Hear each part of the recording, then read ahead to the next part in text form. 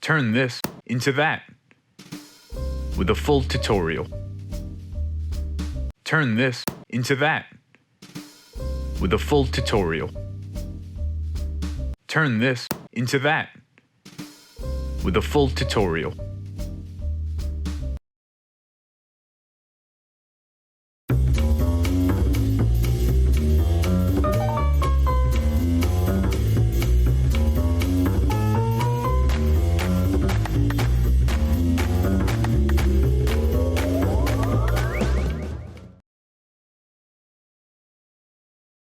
Welcome to needle felting for beginners. Needle felting is a great hobby. You can make extremely complex things like this to more simple things like food or even little animals. Today though, we're going to go with a very simple cat.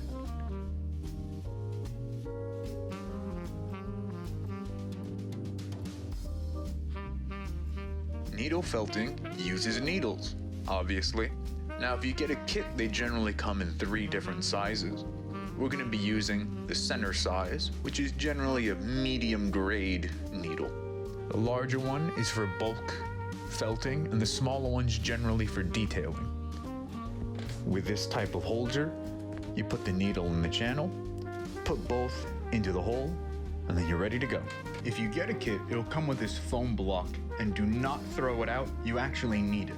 Since you're using a sharp needle, you need some protection if you hit yourself. So you get the other halves of fingerless gloves if you buy a kit, and they can generally help if you randomly poke yourself. Now, if you're going really hard when you're doing it, it will still go through the glove, but that's fine. Now you have your other fingers that might not have any protection, and a very easy way is to put them on the side of the foam that you have. The final thing you need is wool. Now this is 4 pounds of wool. That's a lot, you don't need that much. The other thing it's useful to have is any kind of colored wool. I got a bunch of these for about $20, and they come in a range of colors. Right, you have brown, red, white, black, Squidward, yellow, pink, all different kinds. Now, you don't need all these, but for today, we're gonna be using orange, we're gonna be using black, and this nice tan color. But you can make them any color you happen to have. So to start, you're gonna wanna pull out the initial amount of wool first. This is gonna end up being the head. So you can see it's very fibrous, and we'll talk more about that later. But just take some out. For my purpose, if you squeeze it up into a ball, it's going to be about 2 inches wide, and that's going to be a perfect base for the head of the creature we're making. Now to start needle felting, it's actually very simple. Just take the needle and stab it in and out of the wool. Now you want to go directly into and pull it directly out of the wool, because if you twist it while it's in there, there's a decent chance you're actually going to snap the needle. Now, since we're making the head of the creature, we're aiming for a round, almost grape-like shape, a very large one.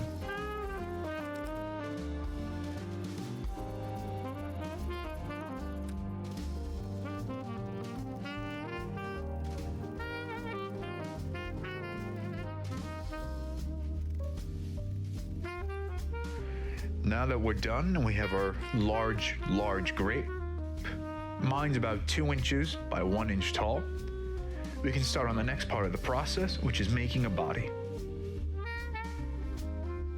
Now to make the body, you're going to want to pull out another piece of wool. Now for me, this is roughly the size for the head. Here's what's going to be for the body. You want to pull wool apart easier, you can split it in half, and then it makes it really easy just to tug the rest of it off. Once again, roll it up into a ball. Similar to before, we're going with a rounder, almost grape-like body shape for our creature. Needle felting needles have little notches in them, so they can push the wool down, but the needle can pull right back out. Because wool is fibrous, as you probably saw pulling it apart, the fibers get stuck in each other. So, instead of just pulling apart, it condenses the wool into little shapes you can easily make. Now you're going to want to take a piece roughly twice the length of the body and twice the thickness as well.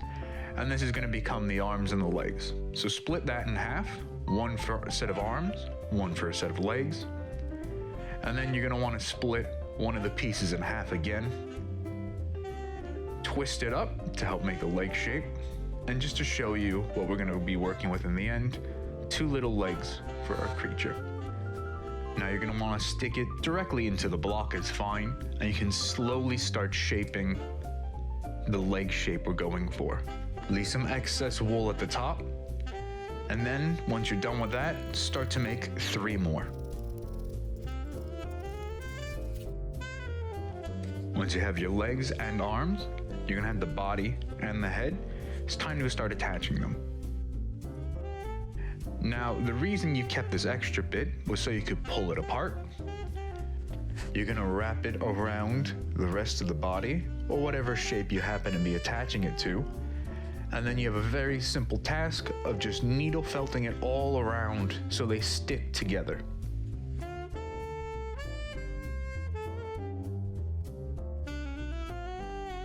For objects I like making sure I twist the actual piece that is connecting and making sure I get every angle.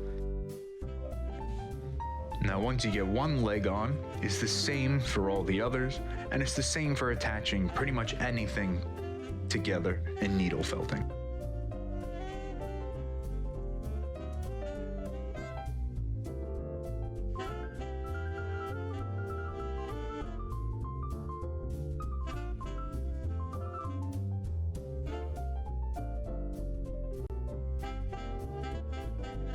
That's 2 arms attached, and then you can go on to a leg.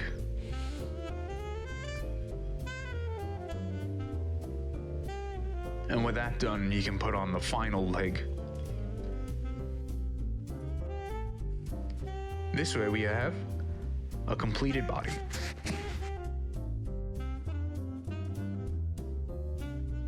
Now you're gonna want to take your Minecraft wool blocks. You should switch down to any smaller needle you have if you're not already using it. And we have the 3 colors we laid out before. You need at least 2. Don't worry though, you can use whatever colors you have for your final project. Now we're gonna use the black for the face and mouth, and these 2 colors as an accent. For all of them, you wanna pull apart just a small bit, just like you did before. You don't need that much for detailing. This whole process doesn't use that much material. It's mainly time. Now, since I'm imagining a little calico cat, I'm gonna take a bit of orange, put it around the eye, and give him a little patch there. Very simple like before, stick the needle in and out. I'm then gonna take a black, roll it up a bit, and then use that to make an eye. Again, for this, you don't need to use that much, and you'll very quickly find that the shape starts taking form. Do it again for the other eye.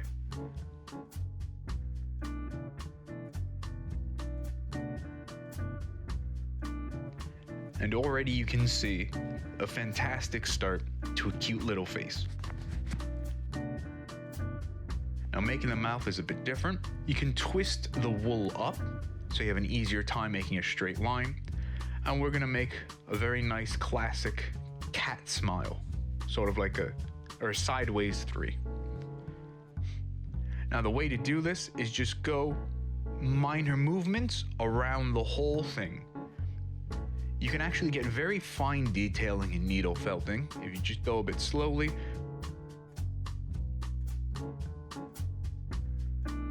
And finally we're adding just a little nose to complete the face. Now it wouldn't be a cat without ears. So our goal is to make 2 little triangles, in this case of different colored wool, to attach it to the head. Now with any fine detailing work like this for any kind of ear, you can generally stick it directly into the foam block you have. It will stay together and attached to the foam, so you have a nice place to anchor down a solid shape. And then once you're done, you can just take the whole thing and pull it right off. Now, you're aiming for symmetry when doing this, but it doesn't fully matter. A lot of these organic shapes, it kind of makes sense that it wouldn't be perfect. So a lot of the time, if you're working with animals, you'll be just fine. Now to attach them, again, we left a little extra bit of wool towards the end. You just place it on the body and start felting it down.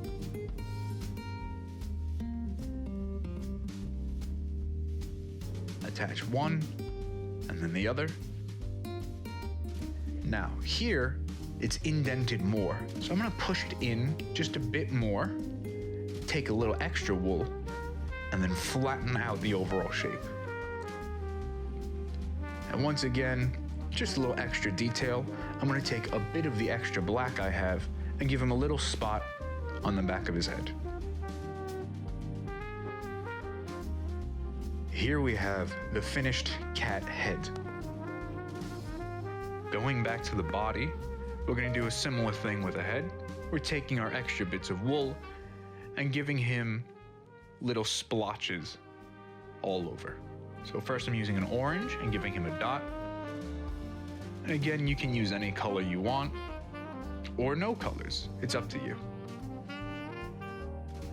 Finally, I'm taking that tan color, rolling it up in a similar way to we did the arms and legs, but I'm making this a lot thinner to make a tail. Now for a small piece like this, you could hold it between your fingers and felt right in between there. This helps especially when you have gloves. It will scratch it a bit, but you won't really ever hurt yourself.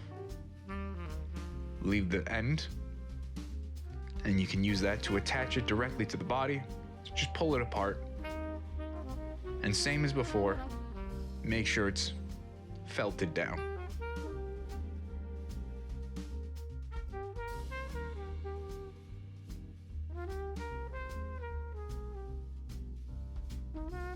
Normally when making something, I told you to leave some extra, but if you don't, it's not the end. You can simply take some wool, felt it down to one side of the object, and in a similar way to the first, instead of leaving an area, we're making an area. And see, we can take this extra fiber, pull it open again, slot the head in, and so even if you don't leave the extra room to begin with, you can always still attach two objects. Now, needle felting's great because the bulk isn't there. It's very simple, just wrap some more on it. Here, the neck, I didn't like how skinny it was, so I added a bit more.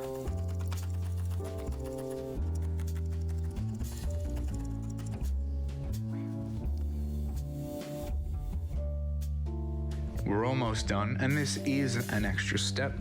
It's hard to see on camera, but there's extra little hairs sticking out, and you can just give him a little trim with a pair of scissors, just to make sure he's looking his best when you put him on your shelf.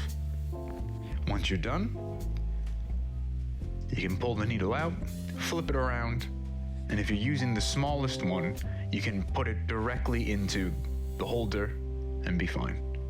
Take your gloves off, and finally feel happy that you have your own completed guy with tail, arms, legs, and a face. Good job.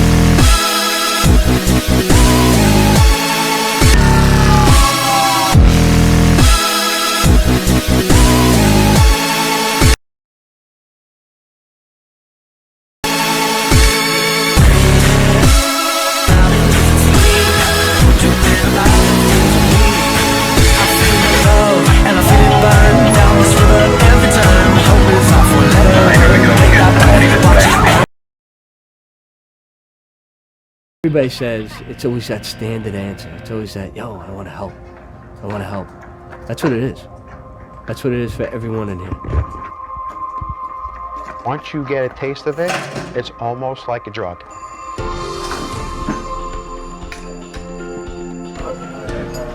Once you become involved and start to understand things, and once you get into it, you want more. That's what's so great about a volunteer service. Everybody here is for the same reason.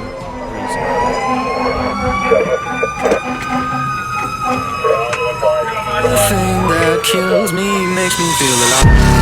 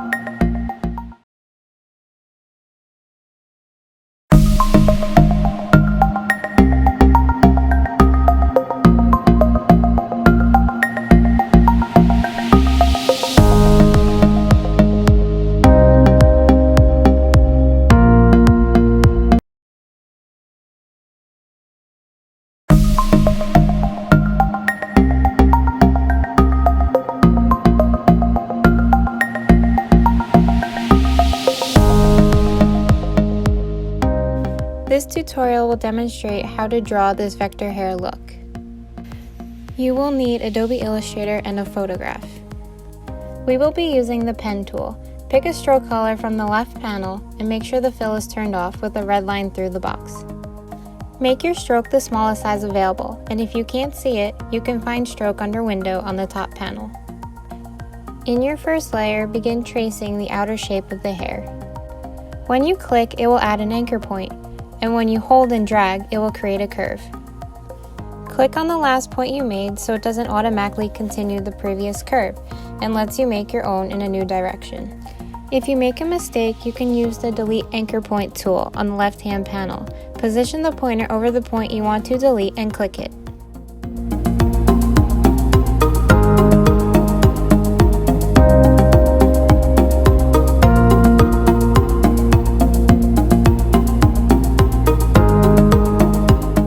To over-exaggerate the ends of her hair into little points.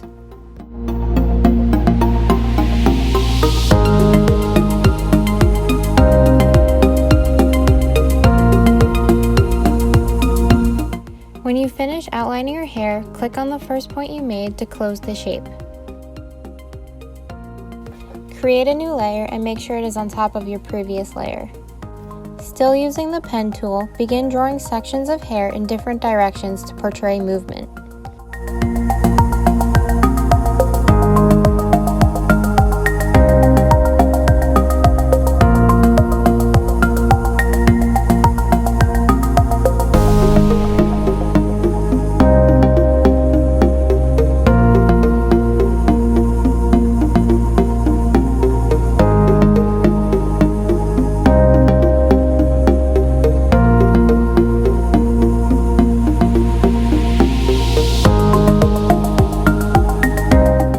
Create another new layer and repeat the process by drawing inside the sections of hair. Feel free to change the stroke size and color to your liking.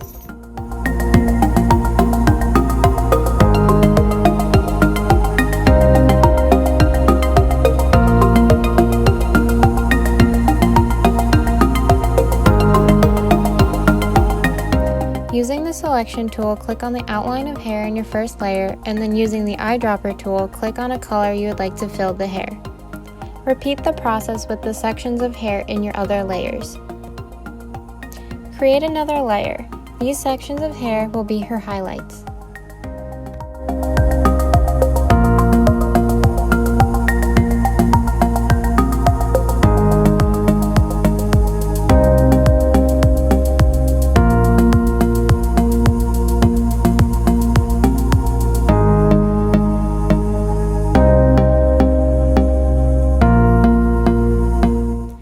Again, using the eyedropper tool, fill in the sections of hair with the color.